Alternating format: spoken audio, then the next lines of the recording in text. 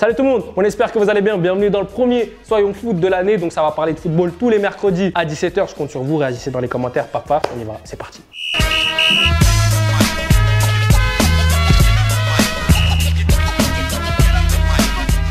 On commence le premier Soyons Foot en ayant tous ensemble mal à notre football. Pourquoi? Parce que Luis El Pistolero Suarez est parti du Barça. Suarez a dit au revoir aux supporters, il a fondu en larmes, moi aussi, vous tous aussi, parce que c'est un grand joueur. Il a marqué l'histoire du club, presque 200 buts en l'espace de 6 ans. Mais s'il l'a dit, il n'a pas eu les adieux qu'il méritait. Bartomeu, c'est toi qui devais partir, c'est pas El Pistolero Suarez. Mais toi, je t'attends au tournant sur le tacle à la gorge. Luis, t'es parti du côté de l'Atlético Madrid, t'as déjà mis un doublé ce week-end. S'il te plaît, juste canalise-toi quand tu joues contre nous. Ne nous claque pas trop de buts, parce que ça me ferait encore plus mal au cœur. Salut mon pote. Je sais que nous nous reverrons un jour ou l'autre. Salut mon pote. Cette semaine, la news est tombée, l'OM lance son label de rap OM Records. C'est l'occasion, encore une fois, de faire le pont entre rap et football, pourquoi pas. Il y a quelques semaines, Lyonzon a dévoilé le maillot de Lyon, Gradure a dévoilé le maillot du LOSC, donc voilà, ça c'est plutôt cool. En plus de ça, le 13 novembre, ils sortiront une compilation qui réunira pas mal d'artistes marseillais, dont Jules, Alonso, Sosomanes, bon, j'ai capté pas mal de monde, oui, s'il te plaît, abuse pas. Moi, le décor du JDR, ouais, je connais pas dedans. En fait, le but d'OM Records, c'est quoi exactement? T'as une idée, toi? Non, c'est le mercato et puis enregistré. Bien vu, chacal. Nasser Al-Khelaifi, président du Paris Saint-Germain, est actuellement dans la merde. Pourquoi? Parce qu'il est plus ou moins accusé de corruption. Il aurait apparemment acheté une villa en Sardaigne que le secrétaire général de la FIFA voulait. Il lui a mis à disposition. En échange, qu'est-ce qu'il demande? Les droits télé concernant les Coupes du Monde 2026 et 2030. Je le trouve bizarre le Airbnb. Parce que là maintenant, Nasser, président du Paris Saint-Germain, qu'est-ce qu'il a? Il encourt 28 mois de prison avec sursis partiel. Je sais pas ce que ça veut dire. Ça sent la casse prison.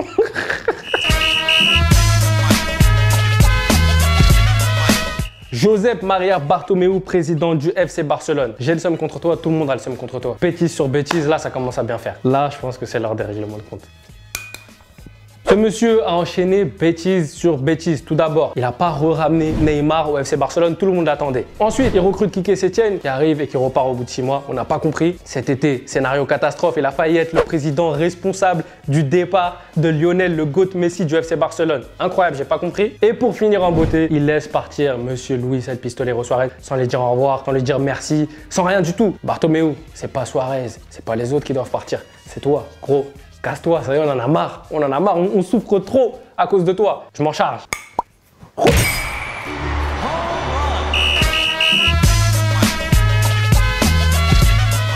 La Gazette de Medellín, qu'est-ce que c'est? C'est l'occasion pour moi de revenir sur une petite anecdote concernant une personne qui a été dans l'actualité ou non au cours de la semaine. Cette semaine, c'est pour le Special One, José Mourinho qui a été mis à l'honneur dans un documentaire Netflix concernant les coachs. Et en plus de ça, il a fêté ses 20 ans de carrière. Donc on va partir sur un top 3 des anecdotes. Ça va être rapide, ça va pas être tout le temps un top, mais là, il mérite ses 20 ans de carrière quand même. On y va. Troisième position de nos anecdotes. José Mourinho a raconté son pire souvenir de sa carrière d'entraîneur. C'était en 2012, demi-finale, Real Madrid, Bayern de Munich. Ils sont sortis au tir au but et ils se sont fait éliminer. Il estimait qu'à ce moment, c'était la plus grande équipe d'Europe. Ils avaient tout raflé en Liga. Ils avaient battu tous les records. Pour lui, c'était impensable de sortir à ce moment. Vous connaissez la tête de Mourinho, le Special One. Toujours, il croit que c'est le meilleur de tous les temps. Mais bon, frère, arrête aussi.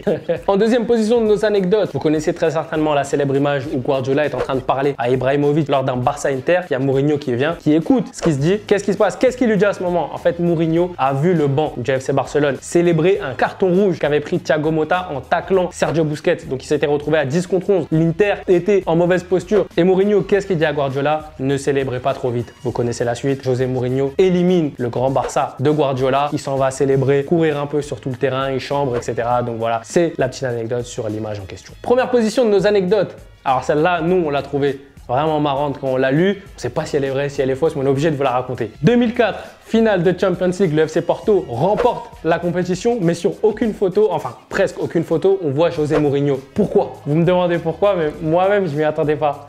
En gros, il aurait couché avec la femme d'un supporter du FC Porto. Ce même supporter l'a menacé de mort et il le recherchait partout. Mourinho, il a détalé, il est parti, soupape par la droite, SO José, il s'est taillé, on le voyait nulle part. Voilà, la Gazette de Medellín, on fait un peu dans le people aussi, c'était marrant. Pas si c'est vrai, c'est faux, mais voilà, The Special One, encore une fois, dans toute sa splendeur. On passe à la question du COP. Cette section, ça sera pour vous parce que toutes les semaines, on sélectionnera une question que vous nous avez posée sur un de nos différents réseaux sociaux et j'y répondrai le mercredi à 17h dans Soyons Foot. Cette semaine, on n'a pas vos questions parce qu'on n'a pas encore commencé, mais c'est Jeune Dauphin ici présent qui m'a dit « Colombien, donne-moi ton 11 de légende. » Je vais lui donner. Au but, Oliver Kahn. À droite, Philippe Lam. C'était soit Philippe Lam, soit Dani Alves. J'ai tranché. Ensuite, Sergio Ramos. Je suis pro Barça, mais je pense que c'est l'un, si ce n'est le meilleur défenseur central de tous les temps. Buteur, tout décisif à des moments clés. À côté de lui, à ses côtés, pour l'épauler, Paolo Maldini et non pas Raphaël Varane. Hein, ça va. À gauche, Roberto Carlos, le Brésilien. Gros mollet, grosse frappe, gros coup franc, centre dévastateur, tout. Devant, parce que je joue en 4-3-3 offensif. Donc il me faut deux milieux de def. Mais qui? Xavi Iniesta, je suis obligé.